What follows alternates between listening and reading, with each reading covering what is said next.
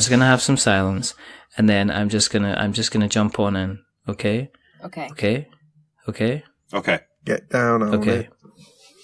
Get down. Don't sing. I never said He you said could sing. silence. What are you singing for? Don't do the funny voices either. You're not allowed to do. This is serious. We're on the other end of a journey. This is our kind of a serious business. If we were on The Bachelor, we'd be doing our looking back kind of thing, wouldn't we? We'd be saying, well, where are they now? What have they done? They've done their Kickstarter. Let's have a bit of silence, and then I'm going to... I just need to start this, otherwise Let's have a moment of silence for vindication. Okay, silence. Silence.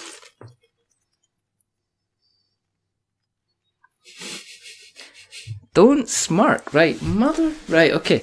Anyway, right, okay. I'm just going to start. I'm not even in it. Hello... Mark.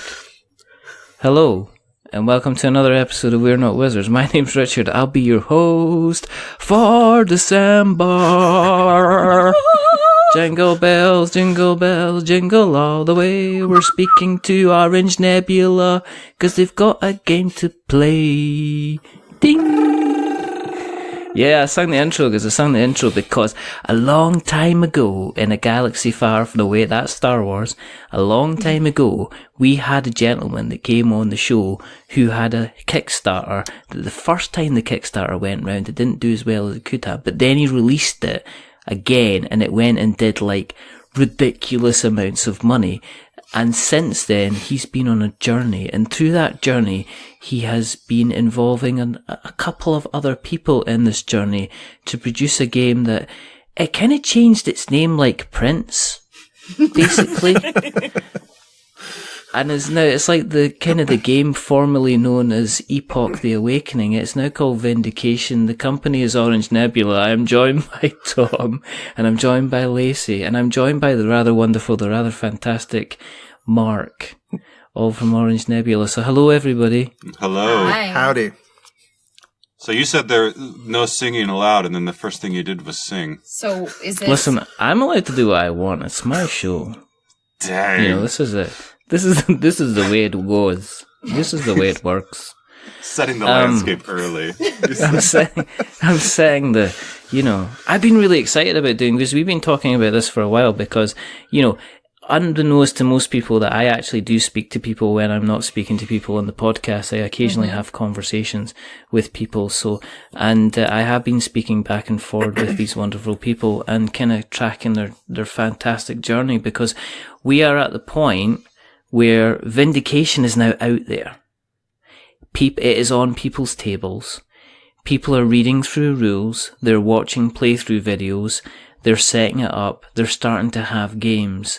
And you must be sitting there like three proud and very kind of happy creation type people. I mean, you know. That's our Instagram bio. That's our bio on Instagram. That's the Three name proud, of your... creative type people. That's the name of your second album. Basically, that's the name of your second album. If you were going to go into progressive rock or something like that. Mark, congratulations first of all on like fulfilling a campaign, because it's all very well kind of being funded, but it's now kind of like out there and it's kind of playing. Thank you. I mean, how are you feeling yourself? I mean, we'll talk to the other two. I'm really looking forward to talking to Tom, by the way, I'm just saying. But how, for yourself, I mean, how are you feeling at this moment, knowing that there are actually people out there just now who are going through your game, reading through the rules, have it on the table, are actually playing it now? It's super exciting. You know, I think most of the conversations we're having internally right now have to do with kind of where we're going and how do we build on everything that we've learned. The vision that comes to mind over the past 2 months, though, has been that scene in The Last Jedi where Rey goes down into that black dark force hole and has this mirror image of herself, and kind of that coming together. I think it's been an amazing experience overall in the last, 6 weeks. And quite honestly, most of the conversations we're having now have to do with where we're going. Spoiler alert for Last Jedi, by the way.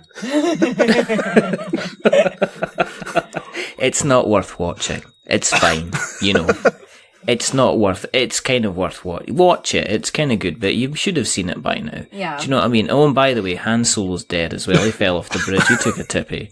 Do you know what I mean? His son stabbed him. Did you say? I'm just gonna Wait, say what? Did you say he took a tippy? Yeah, he did. Is that something we say? Like, if I push Mark over, can I now say, Mark, you've had a tippy? Mark took a tippy. That's quite accurate. Well, it's funny because I actually learned that phrase from Sunday in we have California. tippy, If you fall in the street, it's like, oh, Mark took a tippy. Oh, I love it. I'm going to say that from now on. That is and it can work for inanimate objects as well as animate ones like Mark. You can apply that kind of terminology wherever you go. This is not going to be a normal episode. I have a feeling, there's a feeling in the force.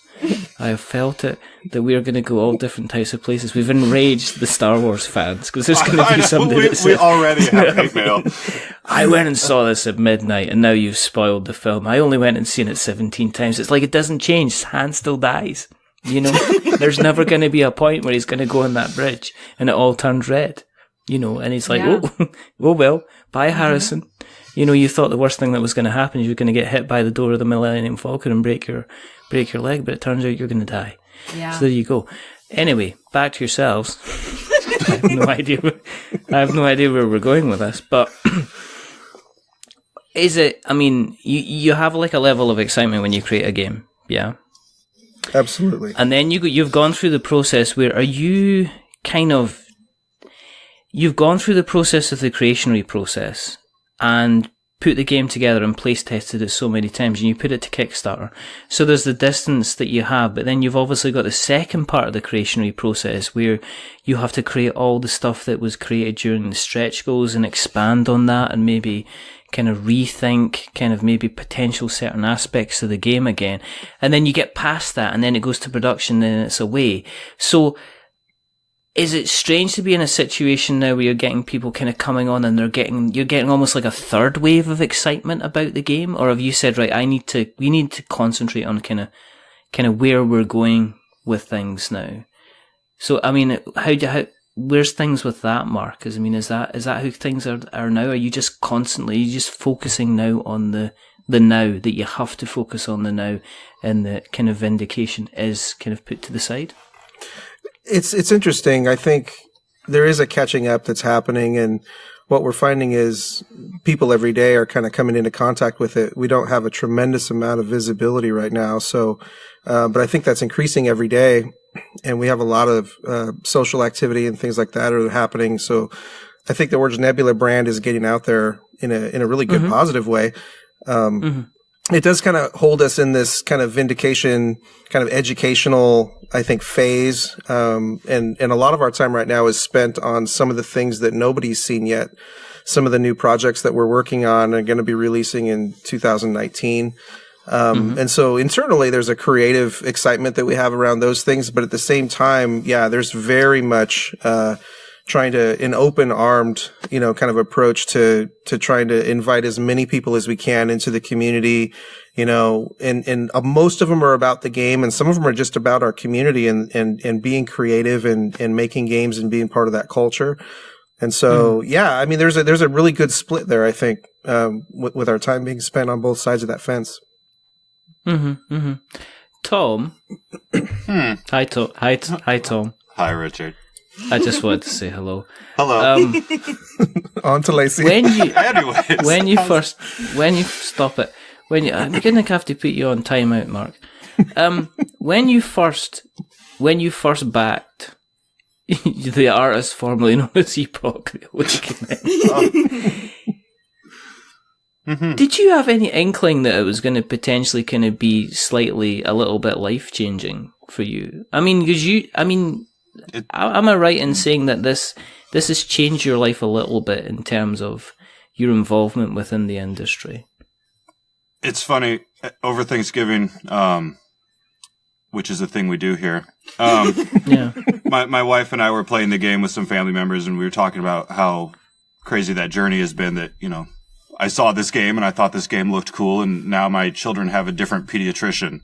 Like, it has changed even the smallest things in our life in incredible ways. I mean, you know? For people, Was there anything in you that knew that it was, more than just backing a game? We're co-opting your show now. Lacey's doing the interview. I'm like, listen, we're just going to interview ourselves. Thanks for the platform.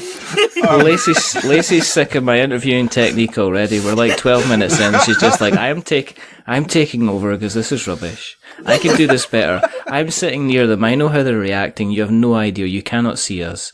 I'm just going to go fire in here with the questions. But, but basically what Lacey said there, did you have an inkling that this was good? I mean, I could tell that it was a special project done by special people, and it was something that I wanted to be a part of, which is why I stuck my nose in it so much. And then, when I met Mark and I met Lacey and I had more and more opportunities to be involved and speak into the proceedings. Yeah, it was pretty clear to me right away that something was happening, and it was something that I was meant to be involved with. And then it just got deeper and deeper and deeper. And then I realized I couldn't get out, and now I'm trapped. So now this is my life now. Sitting in this small room, wishing that Lacey would share the blanket. Are you allowed outside now? Or, are the chains comfortable? The chain, everything's padded. It's a padded room. It really is. You can see a sliver of light through the window. Nice. There's actually, I don't know what it's like where you are, Richard, but we have a heated toilet seat in this studio. So. Not in the studio. It has its own. There's a separate room for that, okay? You can just imagine that, right? If you could just excuse me for a second. Yeah. What are you doing? I'm just going to take a conference call. You can't go now. You can't go now. You had a burrito for lunch. It's going to be noisy. We can't have this telephone call. It sounds like I'm sitting next to somebody playing trombone. Yeah, good thing for those wireless headphones. Exactly. No, I am every toilet I sit on is a heated toilet seat eventually. It's just one of these things. Oh my gosh. How many minutes are we into this and we're already on toilets? 14. No, well, that's it's going disaster. Better than usual. This is victory right here. The sweet sound of victory. Do you hear the snap of the tape as we cross the finish line? It's absolutely glorious. Tom, did you kind of like dabble before in other games? Were you always a creative person that was frustrated because you weren't given the kind of, the channel to be creative? Or had you already been picking away at kind of other campaigns and other games that you'd seen on Kickstarter? I have always my whole life been involved to some extent in creative pursuits. Never in the board game world. I did a lot of music promotion when I was younger. I've written for various web publications about other media, but never anything board games. So this was the first step into this world. But you're right. When Mark and I started spending more time together, I was working in a career where I didn't have a lot of creative outlet. And I had sort of accepted that and thought that, was something that I would do someday, or I'd get back to these things. And I have found as I've stepped more into designing our follow-up projects that this is something that lights my fire and makes me a better person and a better father and a better husband. And just, it was something missing from my life that I am so grateful to now have as a central part of my day. Amen. Is it strange looking at kind of like the rule books or looking at the everything that you've written, the lore and stuff like that, and actually sitting there and going, this is me, I did this. This isn't me sitting and looking at something and saying, I could potentially do this myself. This is something that you've kind of produced. Is that not kind of weird? Being in that situation? It is. It's weird. It's exciting. It's challenging. You look at the things that you've made and you say, okay, let's do more. It all just feels like the beginning. And when you were taking on, was it quite a lot of work involved when you were kind of writing the the lore part and getting involved in that side? Did you end up getting involved in kind of like spreadsheets and timelines and linking stuff together with post-it notes and things like that? Or did you just kind of sit down and, yeah? No, I mean, if people knew how much lore I actually wrote versus what's in that little book, they would be embarrassed for me. I mean, I almost don't want to get into it, but I mean, like you were saying, it was the first really creative thing that I had done in several years. So I was really finding my creative legs through that process. So I wrote a lot of things and then refined them and refined them and refined them. And then Mark would say, here's the pictures we're actually putting in the book. And it's like, oh, I didn't write anything for most of these. Time to start over. And, I was finding the lore of the story. I was finding my own creative self at the same time. There was a lot of discovery going on that didn't make it into that book, but will make it into future projects and into our life as a creative group. From somebody who came in from the kind of the edges, the outskirts, are you kind of feeling fully part now of the Orange kind of Nebula family? Oh yeah, without Tom now. Yeah, I mean, you do something 12 to 15 hours a day for almost a year, and it. It's hard to imagine a time before this is what we were doing. That's literally a different lifetime ago. We are the Borg, and we have assimilated him. Resistance is futile. That's right. Do you get asked to take things off of very tall shelves and stuff, Tom? Because you are. I just today helped someone get something off a tall shelf. And I did a really good job. Okay, I fill my role. I do my part. My form was excellent.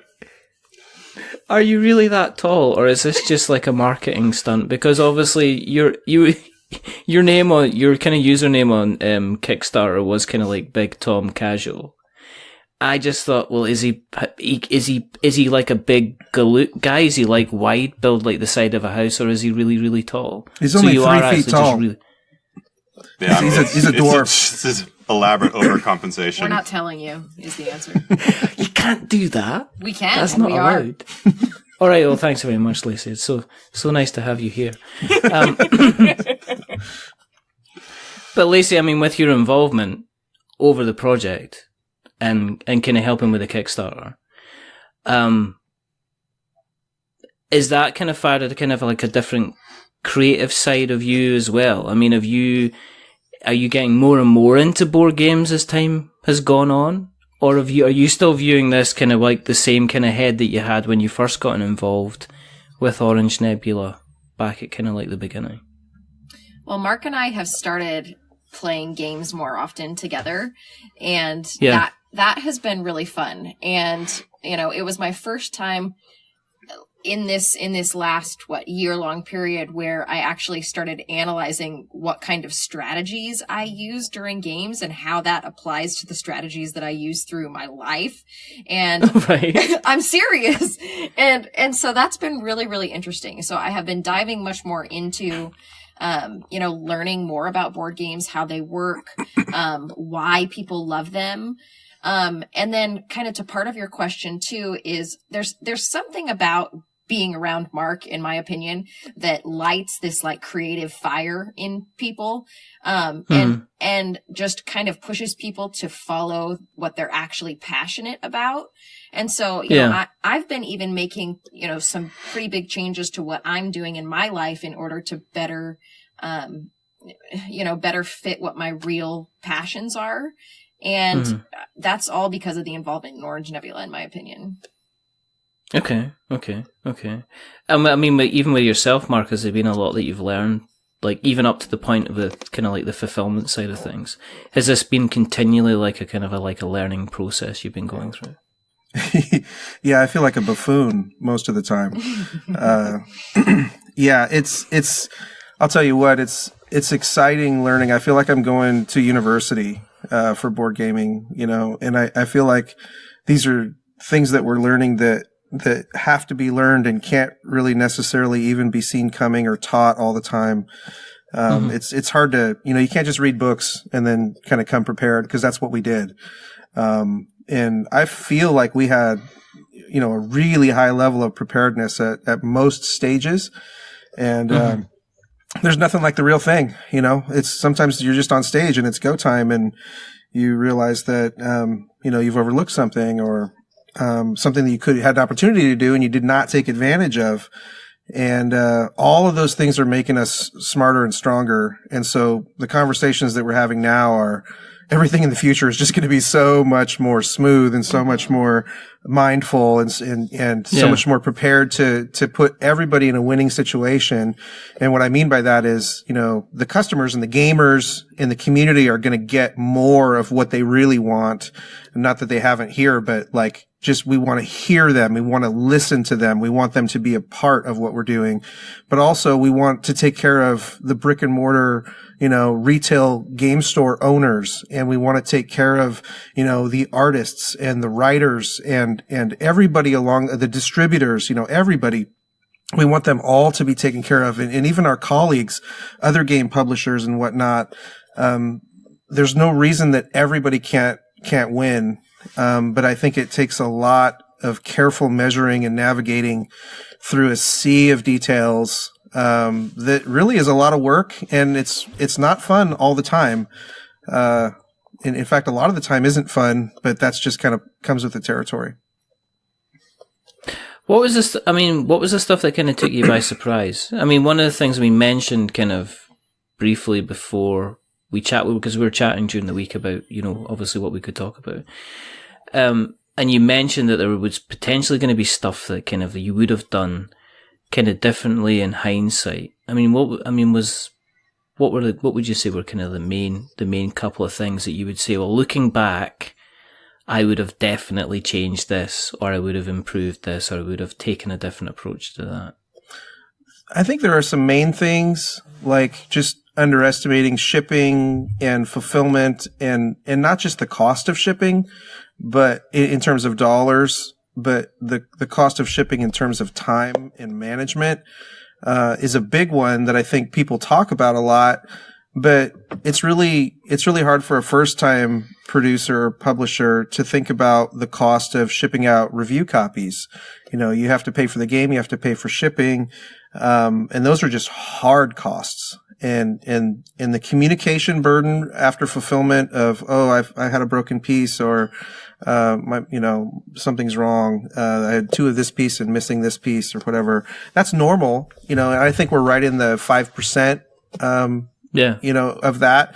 But the bigger your campaign, that's a lot of email management and, just fielding. Not only email. Oh, every social platform. Facebook message, text message. Yeah. Private Facebook message. Yeah. A lot, of communication, and the burden is great. And I don't mean that necessarily in a bad way, but it's just like there's an onslaught wave of questions. And, so I think that, I would say a large amount of that I think we're going to be able to handle with process and being prepared a little bit better for that. And some of it is just, it's just you prepare for, there's just going to be a lot of work, when it comes. And it's not that we didn't know it was coming. It's just kind of like we didn't know what it was going to be like when it came. Mm-hmm. And then it hit like a typhoon. And you're kind of like, well, yeah, all my plans are out the window now. We're just going to have to just respond to it. Mm-hmm. And, So we're doing great. Actually, we're really excited. It's kind of a lot of the dust has settled because we took care of the majority of the backers from the crowdfunding. Are pretty much handled. We've got, a few replacement parts to send out, but the response has been super good. Like people are super happy.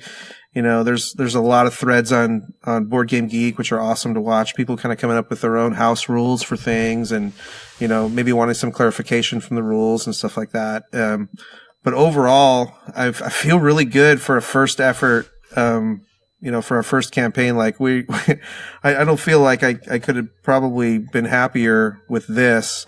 And we're even more excited about everything in the future now just because of all this hard learning we've had. The having the game arrive this week and the production values are out of this world. Thank you. And there's certain care that you've obviously taken. The game trays make such a difference to the game. The artwork is absolutely phenomenal. This, you don't get. I'm a big fan of Kickstarter. I believe in a lot of companies, and I have, and you're investing kind of and putting your faith in businesses that if you hand over money that they are going to treat you right. It is like going to a restaurant and paying $100 up front for a meal, and you then having to wait 3 months for the meal to kind of appear, and you hoping that it is what you wanted, it is tasty, and it is potentially gluten free. Otherwise, that would be a whole other kind of scenario. But you get to talk to the chef the whole time, and that's special. Oh, that's true. Exactly. That's really exactly. good. Mm-hmm. But what I'm saying is that it is for a first effort from me seeing a lot of receiving a lot of Kickstarters, from first hand, the levels, and I am going to blow smoke up your ass, so you're just going to have to deal with it, Nightlinger, okay? Is tipping. The levels... We're holding him down. I'm tipping. No, not tipping, no, tippy. He's going to take a little tippy. Take a tippy. Take Dang a it. little tippy. Take Nice a tippy, try. damn it. There you go. It's very, very good. It's very, very good. It's very, very impressive. The component quality is high. The rules are very, very well written. The metal pieces and things like that are just fantastic. I've watched a couple of videos and gameplay, and there's certain things which I'm just like, oh, I like this because I've not seen this before. Like combining kind of like the different skills in order to create the kind of like the new skills that you can use, how they work kind of crossed round, you can combine two at either side of one to bring them together, and that was kind of like, wow, that's really, really cool. I don't know if I've kind of seen that before. It kind of like, it's very, very exciting. Just the presentation. It's a game that I'm excited to get to the table, where I've had other Kickstarters arrive and I thought, well, I better play this because I have invested kind of the money. This is a game I'm actively kind of looking to the table. So I am very excited about actually getting a chance to play it. So there you go. Good. I'm Yeah, just, sure. you can be kind of embarrassed as you want, but it is kind of really, really kind of interesting. We're talking about kind of like Tales you mentioned obviously retailers, and you've mentioned distribution and things like that. Are these conversations that you've been having since the Kickstarter campaign? Are these things that you're now having to kind of say, well, listen, we need to kind of bring this forward and start to kind of, ramp this kind of activity up?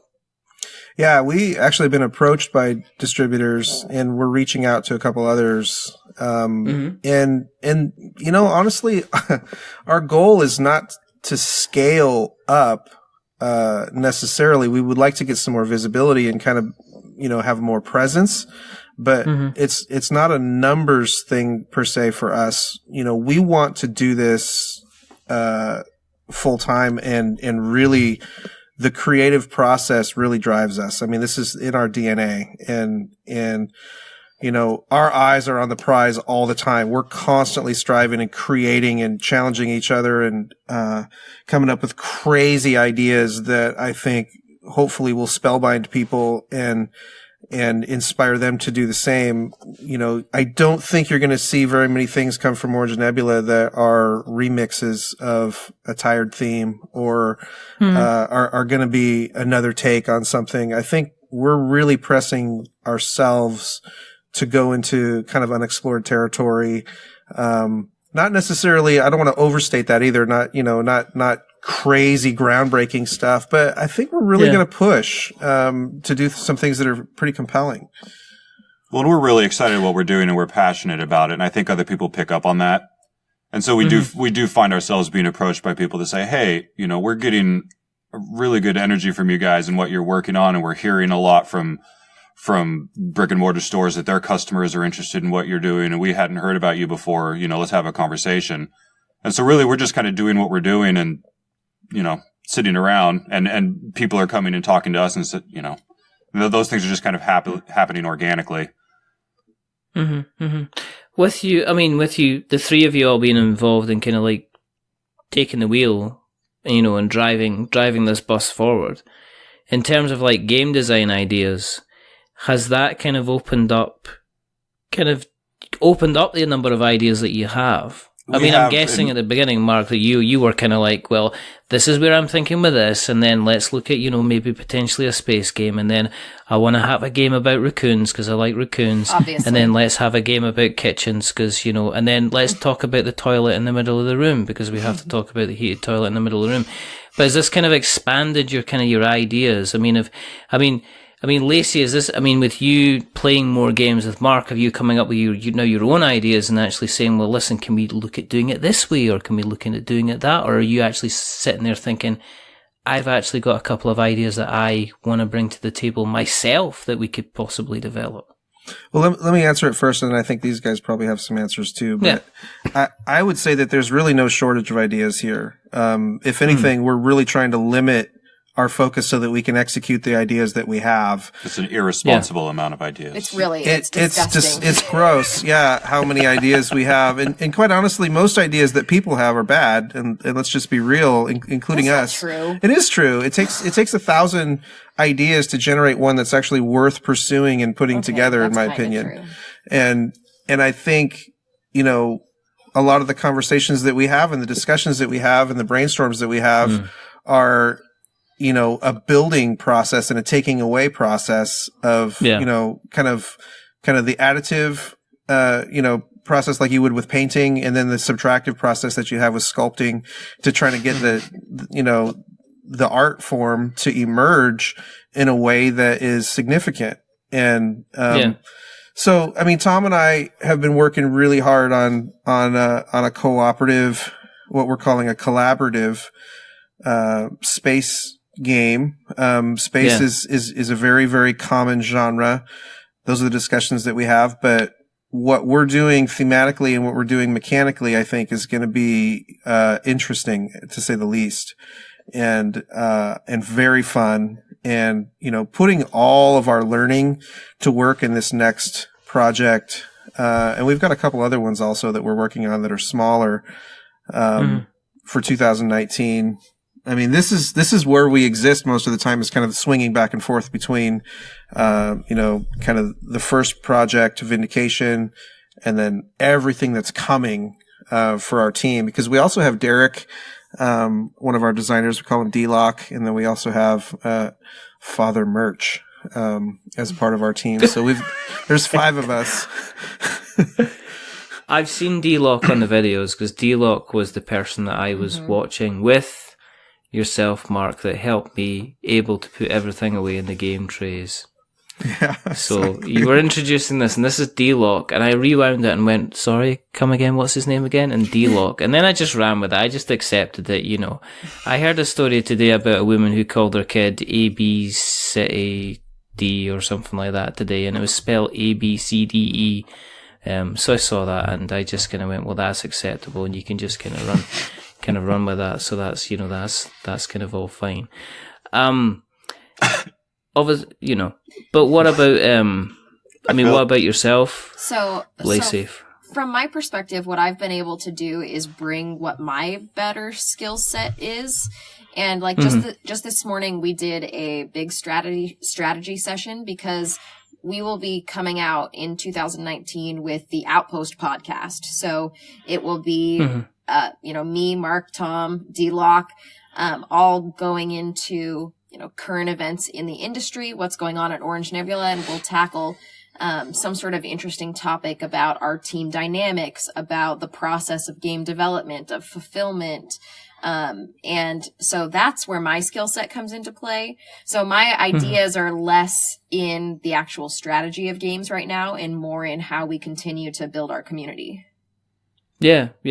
Which I think is important, because I think it's really easy for, it can be sometimes, I kind of like a community can be kind of like a hydra, and it can start to grow heads. And if you're not controlling it, the next thing you know, they're turning around and kind of biting back on you. And that's no good. And I've noticed that quite recently with some of the bigger companies, that they've had a bit of pushback from the community to say, right, okay, And this is when the companies themselves have been kind of telling the truth. I mean, for instance, there's been a couple of Kickstarters where they've said, guys, honestly, we're not delivering this until 2020. And the backers have turned around and said, that's disgraceful. What a ridiculously long length of time to deliver. And it's like, well, guys, come on. We said the last project was going to be delivered in a year. It took 2 and you never got our backs off this one. So we're kind of telling you the truth. So I guess as a brand grows and you become more well known, you kind of have to manage the community and make sure that they're not getting ignored as well, I guess. You don't want to get kind of accused of neglecting them and only calling on them when you need them to fund your next campaign. Exactly. Which, We talked this morning too, Tom and I, about how one of the core values for Orange Nebula is like this almost family style community. And so we want to be consistently putting out content that's going to be valuable to these people, that they're going to care about, regardless of what projects we have going right now. It's really important to us. And that's part of what we love about Kickstarter is we have a direct relationship with people and they're able to just contact us directly with their excitement or their disappointment or whatever they're feeling. And that we, it's just a giant living room, basically. With a toilet in the middle. With a toilet in the middle, because that's how we do things, as long as it's heated. And it's, I think it's important to note that our community exceeds our customer base. Whether or not people buy games doesn't matter to us. I mean, we would like them to enjoy our products, but really the community is much larger than that. And we love what we learn from each other. And we kind of see this as an us thing. We don't intend to be big and dominate, the industry. We'd rather just be mindful and creative and inspiring. And those are 3 words that really kind of align with our values. And there's passion, fueling everything that we do. And Vindication was a passion project, and it's barely scratched the surface of, I think, what we're capable of. Before we get too far away from it, I want to circle back, and because Lacey's downplaying the role that she plays in the development of the games, but I mean, Mark and I will have an hours-long conversation where take ourselves down these crazy holes and follow these little paths and trails, and then we're like over the moon and electric and high-fiving each other, and we've had the best idea of all time. And then Lacey will, just pipe in for 2 minutes and ask us how does that relate to the real heart and core of what you're trying to do with this project? And it's like, oh. We should calm down. All right, get out of here. We'll start over. It's like. No, I think sometimes you need that. I think you need that. It's the whole kind of thing about, somebody spending kind of 6 months and $250,000 inventing a pen that writes in space, and then somebody comes along and says, why don't you just use a pencil? Sometimes you need somebody that's just coming in and looking at it from a different perspective. And I think, the board game space is one of these spaces where it can be very, very easy for it to be quite insular and have a big wall round it. And I think that it needs influences, external influences just now while it's growing, before we end up in the situation like maybe the video game industry, where everything seems to be the same and there's not an awful lot of innovation, or there's not a lot of somebody just coming in and saying, why don't you use a pencil? If you kind of know what I mean. I was going to ask Tom, because I like speaking to Tom, but with you now being involved directly, more in the kind of the game creation side, do you find yourself, are you less involved in Kickstarter now, or are you just kept it? Is this just something that you've kept on the side, or have you had to like back away from from being as involved in the kind of you backing games, not you being involved obviously in the Orange Nebula community, but you kind of regularly going on and backing kind of different projects? Are you backing as much, or have you stepped back? I would say I'm still just as involved, but maybe from a different angle. I follow a ton of projects, probably more than I did before. But now it's I just like being plugged into the community and almost studying the Kickstarter meta and seeing what people are doing, what the backers are feeling, how everyone's reacting to things, what people are into and what they're not into. I don't necessarily have the time like I did before to really plug into the various communities that are growing around other games. You know, I was very active in the City of Kings campaign. I was pretty active in the Everdell campaign, and then, you know, in various other campaigns. And I don't have the bandwidth for that as much as I'd like anymore. Which sometimes is disappointing because I do like supporting the other creators.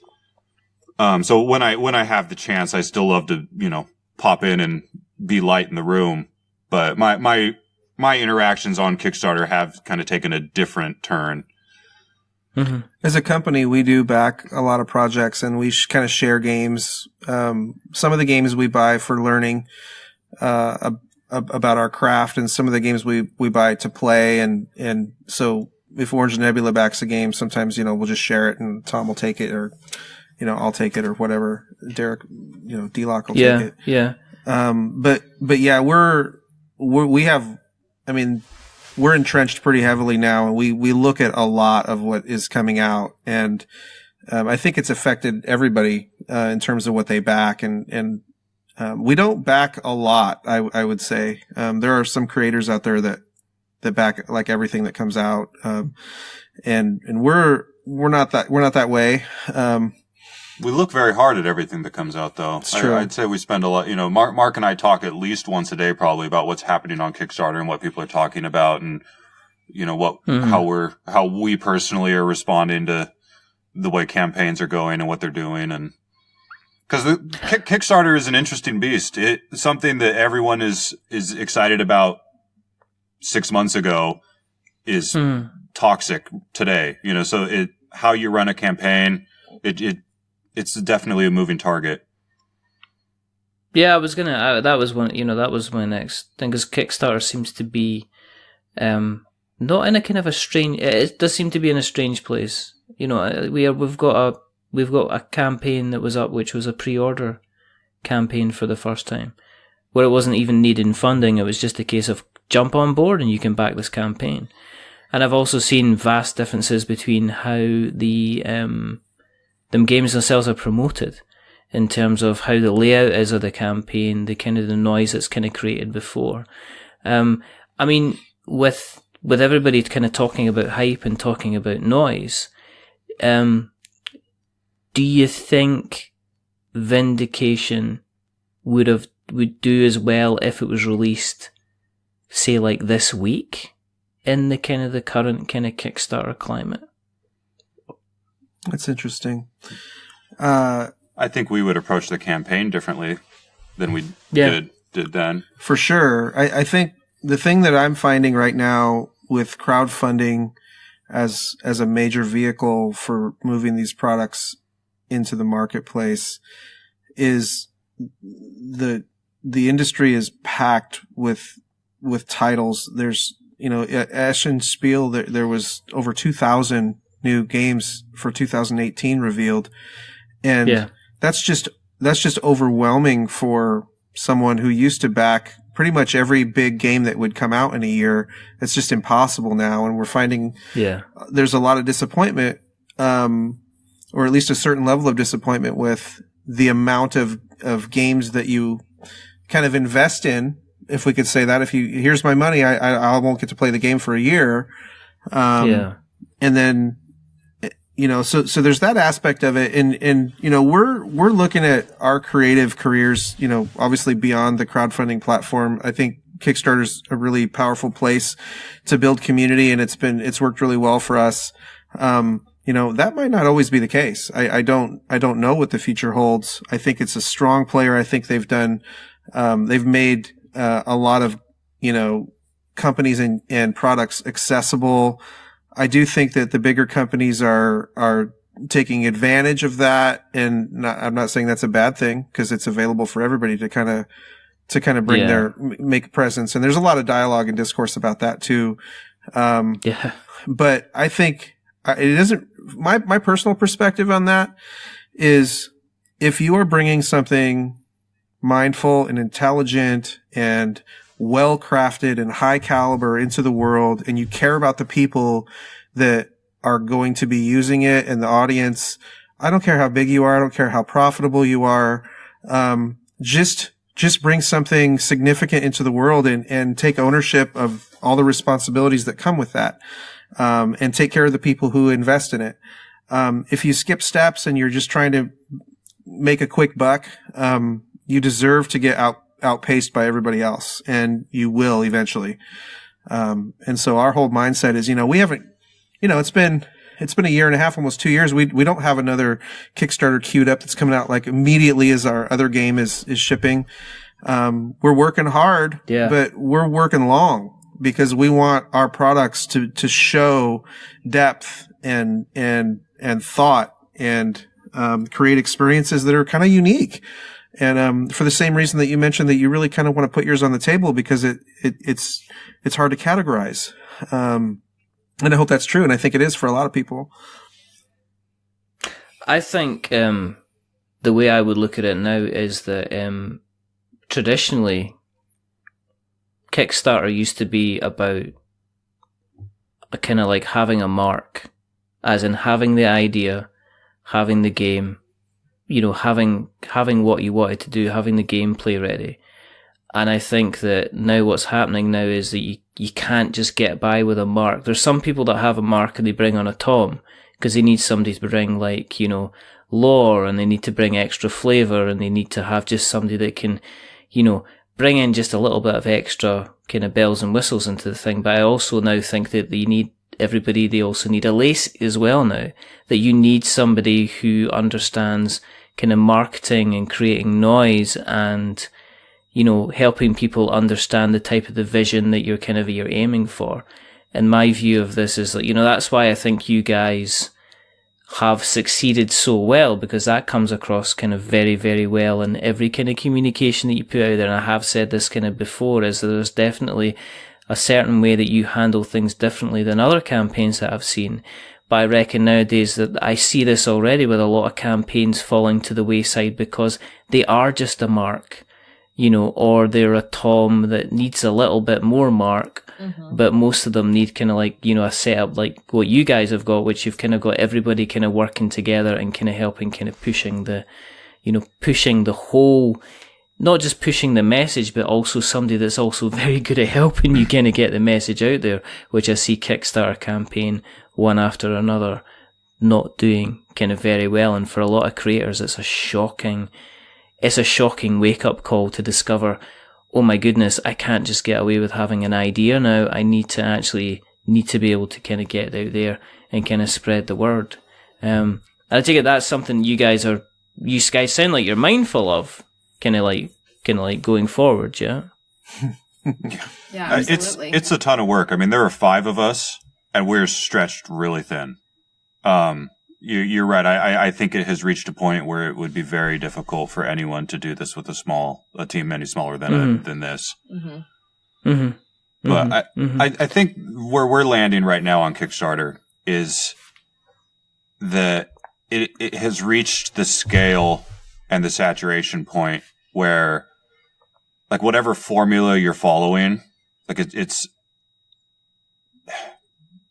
you just have to do your own thing and be you and say what makes us special, and then lean hard into that and just throw your heart out there and hope that people connect with that. Because whatever the formula is, and here's the breakdown of how you schedule everything and structure everything, everyone's seen it. And if someone comes up with something new, then 30 campaigns do it that month, and then everyone's seen it. And so there's no way to follow a formula to success on Kickstarter at this point. You just have to come out and make your own formula and love what you're doing and project that into the world. And that's kind of what we've decided. We study what's going on, we watch what's going on, we stay hip and we stay current, but in the end, we're just going to come out and be us. And I think we're going to win with love, as it were. That's for sure. Amen again. Yeah. Mm-hmm. Yeah, no, and I think people still have an appetite if they hear about an idea is to actually get hands on their idea just now, which is why, when something like, say, Keyforge comes out, it just sells, there's even people that are kind of like, I don't know if Keyforge appeared on Kickstarter, if it would do as well. because I think in something like an idea like that, people want to be able to get their hands on it right now, which is why I think why Fantasy Flight have done so well with Keyforge, because they not only had the idea, but they were able to say, right, okay, you don't have to wait for this, you can get it right now. And I think Kickstarter can be, the case, like you said, that you can have ideas which, by the time they deliver, they're like, yes, they're like yesterday's kind of news kind of thing, which is a difficult thing to kind of be in. I mean, Mark, you mentioned about, Kickstarter, might not always be the kind of the route. As a company, would you do what other businesses have done, which would you take, using the fact that you've got your brand there, would you take other games ideas and consider publishing other creators' games now that you have kind of got your audience and your customer base? My initial response is I'm hesitant. It creates hesitation in me because we've got a disgusting amount of ideas that we want to bring into the world. And I feel like as creatives, and again, our background is creative industry. It's not game industry. Mm. And so we've got so many things that we want to do. We'll never run out. Our this is a well that will never run dry. And now that being said, I think there's a ton of amazing, talented, people out there who could probably bring something to the table that's very on brand for Orange Nebula. I think the issue for me is bandwidth. We're working long days right now just to try to get where we're going, and we're not going to scale up to 50 people. I'm not sure what the resource, and energy toll would be to take something in and take it through the process that we're actually, building and writing and forging right now. Like we've gone through this process and we're kind of like, okay, get your bearings and let's document how we can go further and better on every single milepost for this process, and we've got some ideas that I think we're going to be launching with a couple campaigns in 2019 that go much further than we've seen anybody else in this industry do.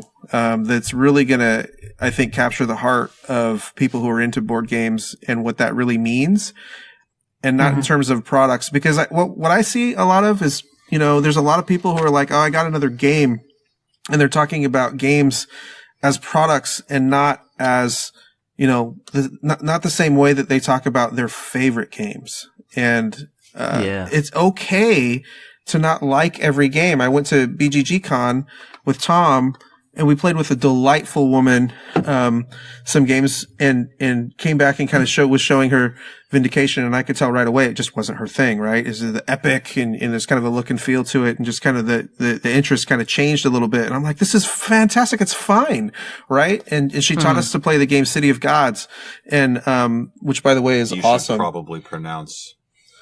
No, you should. Teotihuacan? Is that it? Something like that. Teotihuacan? We just call it Teo.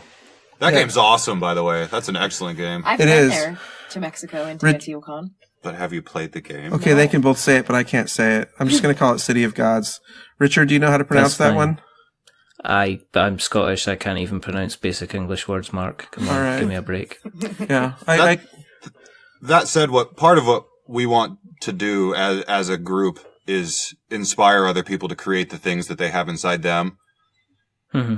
And if someone has some fantastic idea that is, we say a lot, oh, that's Orange Nebula, or no, that idea is not Orange Nebula. Like, if you have some idea and you look at what we're doing and it feels like your idea is Orange Nebula, we absolutely want to hear it. Because everything we're doing right now, we don't have the bandwidth for. So not to say we don't necessarily have the bandwidth for more that we don't have the bandwidth for.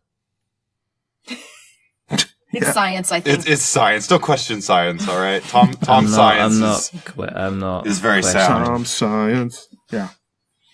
Tell us more about the things you can't pronounce. Yeah, right. Exactly.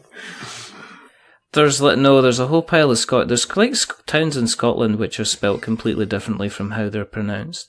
There's a place along the road from me called Couros. Yeah? Mm-hmm. And it's spelled Culross. Culross. And there's a whole pile of Scottish kind of towns, places like that, which are, they're just spelt completely differently from how you said. So, I look at Aztec names and historical Mexican names and stuff like that. I just don't go there because I just know I'm going to make an absolute arse of it. I'm going to probably offend lots and lots of people. I'm probably going to roll my R's too many times and miss out too many H's. So I just kind of step away. So why are they all spelled wrong? Why is that? What's wrong with you guys? No, they're not. They're spelt right. They're spelt right. No, there's nothing in Scotland that's spelt wrong. It's just that we have extra special magical ways of pronouncing them. You just choose to pronounce it specially. I think they're wrong. It's just this stubbornness. It'll probably be because an English person came up and named it, and then the Scottish person said we're never going to be pronouncing it like that. We do not acknowledge. Yeah, that's right. We do not. You're just exerting yourselves by pronouncing things oddly. Exactly. I can respect that. Power to you. So we can spot the people who aren't local people. Yeah, if they're coming and looking for directions, we can spot them straight away, and then we can eat them at our leisure, which is one of these things that Where's Corliss? Happens. Where's Corliss, Richard? Please tell me. Is that your fake American accent, Marcus? Yes. Yes, Lacey. Is that actually? Are you actually doing a fake American accent when you're American? Is there such a thing as American accent? Am I speaking American? Are we talking about South America, North America? Well, it could be anything at all, couldn't it? You could be from Jersey. I'm getting the eye roll. She's rolling her eyes at me, so. No, it's the face palm. I can feel that. I can feel that down the Skype line that there's definitely eye rolling going about. It's a double face palm. Double face palm. Come on. It's fine. Unreal. It's okay. It's all good. No love.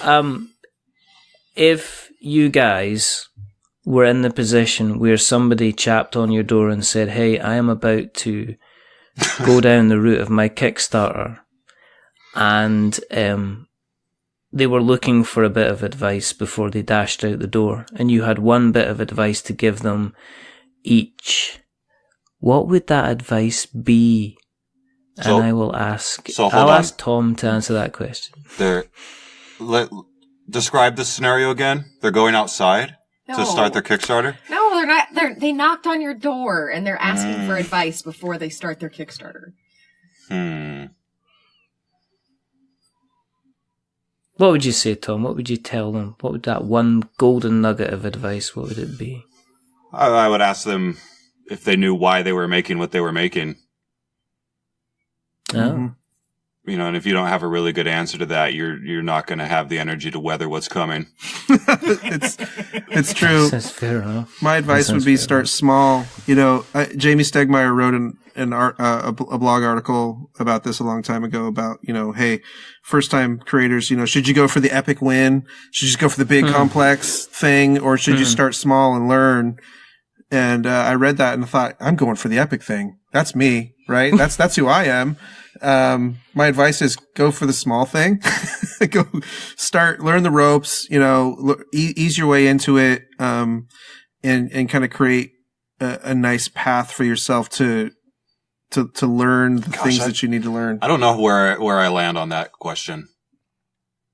Because I agree, biting off a big bite, that's a lot to chew, but I'm so glad that's what we did.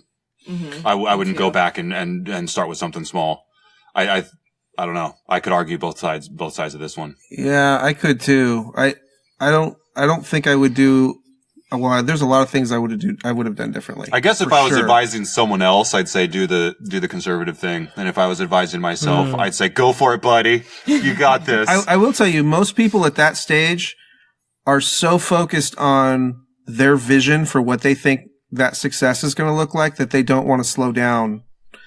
And I think the first thing I would tell them is slow down and remember your why, like Tom was saying. And there's no urgency aside from the urgency that you've put on yourself to try to get to that point, to cross the finish line. There are so many things that you can skip and miss if you are focused on, and it's almost impossible to stop that enthusiasm and excitement from someone. At least the people that I've talked to, and I've been approached quite a few times about, hey, I just want to pick your brain. This is what I want to do. And or I'll meet them in the convention and they'll be like, yeah, I'm hoping to put this on Kickstarter in 2 months. And when did you start this? Oh, we just started it, and it's like 2 months is not enough development time to do anything. Yeah. So that excitement, I really feel like people need to educate themselves. If they're going to use a platform like a crowdfunding platform, like Kickstarter, there's way more learning that you should do before you kind of just put yourself out there, because it can be very embarrassing and you can get your thick skin very quickly if you fail. Educate yourself until you're basically unconscious, and then put your humble hat on, because you're not ready. You can be as ready as you can possibly be, and you're still not ready for whatever's going to happen. You're going to learn one way or the other, but you just don't want it to be, there's different ways to learn. And Lacey, what would you say to people? I would just remind them that on the other side of their computer screen, which is where they're going to be sitting doing most of their effort, is another human being. And if you remember that people are people, and that's the real resource that we have, is other human beings. And if we treat them like human beings, then they're going to feel that respect and respond in turn. Amen. Mm-hmm. People. There you go. Yeah. I'm going to thank you all for coming on again, because it's always a pleasure to have you on. And I'm so delighted that Vindication is formerly the artist, formerly known as Epoch the Awakening, formerly known as Symbol, is now sitting on people's tables and they're getting a chance to play it. And I'm absolutely delighted for the three of you, because you are three very, very fantastic people, and I enjoy every time that we chat away from the podcast, as well as the times that we chat on the podcast as well, which is always fun. If people want to keep an eye on you guys for what looks like it's going to be a rather exciting 2019, where do you exist on the internet webs? So, Mark. Or Lacey. Let's see Lacey. Like OrangeNebula.com is the hub, right? So there you can sign up for our email newsletter. We're going to be having the Outpost podcast starting in 2019, and we'll send out through our email newsletter when that launches. And then all of our social channels are at Orange Nebula on Facebook, Instagram, Twitter, and of course Board Game Geek. We'd love to get some more feedback and stuff going through Board Game Geek. Yep. Those are I would just all make you aware that the only people that do podcasts are really self-centered and egotistical. I'm just dropping that in, just so you know. Amen. We'll get we aspire, Richard. We're taking our cues from you. Oh dear. And as normal, what we'll do is we'll put all the links that we have in the show notes, so that we've got notes to show. Thank you very, very much for coming on. Thank you. Say, Thank you for we appreciate staying up till 1 a.m. or whatever you're doing over there. Yeah, you don't even have a heated toilet. It's all right. I've moved into the bathroom. I'm fine. Oh, good. Great. It's a privilege, Richard. We appreciate That's okay. Thank You're my favorite Scot. Just ignore. I'm the only Scottish person you know, Mark. That's beside the point. That is. You're still my favorite. A good point. Thank you. Did we get through this whole thing without you doing your accent? I don't have an accent. Oh, okay. Tom. My American accent? He's nervous. You mean your Richard accent. Yeah. You're very good at it. Oh, the lambs are out again. What? All right, we're going to say bye. Yeah. I think that's probably a good idea. If you want to keep an eye on what we're up to, then just go to the Googles. And if you search for We're Not Wizards, you will find us in various places all around me. Our familiar faces, worn out places, familiar places like, Twitter and Facebook and YouTube. And we've got our website, which is we'renotwizards.com. We've got our blog, which is we'renotwizards.blogspot.com. And thank you everybody who's recently read our piece regarding Kickstarter for first-time creators. Thank you very much. You can find us on the usual podcast catchy places that catch podcasts so you can listen to them when you've got them. So you've got your Stitchers and Spreakers and Acasts of this world. We're on Instagram. We're on Tumblr for some reason. I have no idea how Tumblr works. No idea at all. Isn't that a it's dating full of website? anime people. It's just very, very, very strange. If you like what you've listened to tonight, please consider going over to Apple Podcasts and dropping us a rating or a review, because it makes sure that you are on the good list for Santa. Oh yes, and that's a great idea. Definitely that's how it works, and that's what I'll be telling all of your kids. Okay. And if you do like us very much, please give us a rating or a review. If you are going to give us a rating or review, don't give us 10 stars because it makes us big-headed. But don't give us 1 star because it makes us cry. Give us something in the middle, like a 5, because it's average. And we're a little bit average. But the people who have not been average tonight is the rather wonderful, the rather fantastic, the inspiring group of loveliness that is Orange Nebula. I give you Lacey, I give you Tom, and I give you the wonderful Mark. And thank you very, taking very a little much for tippy. coming on. That's just Dick Van Dyke, stop it. There are only 2 more. Go bleed and blimey, Governor. Yeah, stop it. Yeah, I only meant to blow the bloody doors off. I looked after you, Master Bruce, since you were a child. Oh my god. We kept it together for so long. Oh my god. I'm so proud of the hour and a half in which we did not melt down. That's it. That's so good. It's so clean and so wonderful. There are only 2 more things to do. The first thing is to remember that we are many things, but we're not wizards. Are we wizards, everybody? We're not wizards. Definitely not. Tom? You and I have talked about this, Richard. I can't even. I knew I shouldn't have asked you this question. Mark, are you a wizard? Am I a wizard? Hell no. Definitely not. Well, 66% is fine, I suppose. I'm a and the next barbarian. thing to do is I'm not even talking to you, Tom, anymore. It's through. It's over. And the next thing to do is to say goodbye. So it's a goodbye. Goodbye from Lacey. Bye. Say goodbye, Lacey. It's a goodbye from Mark. You're incredible, all of you. And it's a goodbye from me, because Tom's now been ostracised. Until the next time. Goodbye. Say goodbye, Tom. Goodbye, everybody. I love you the most. You won. Stop it. Not as much as me. Stop it. Bye. Bye. Taking a tippy. Bye. Okay, I'm gonna push stop now.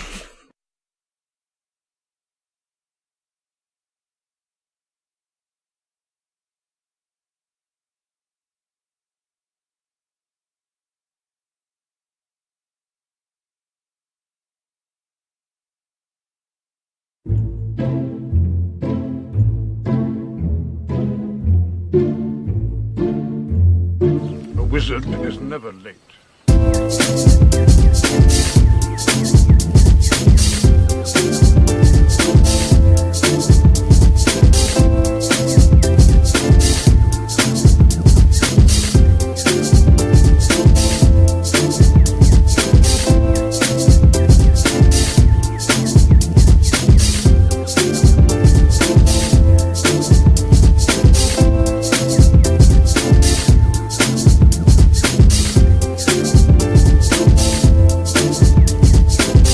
Nor is he early.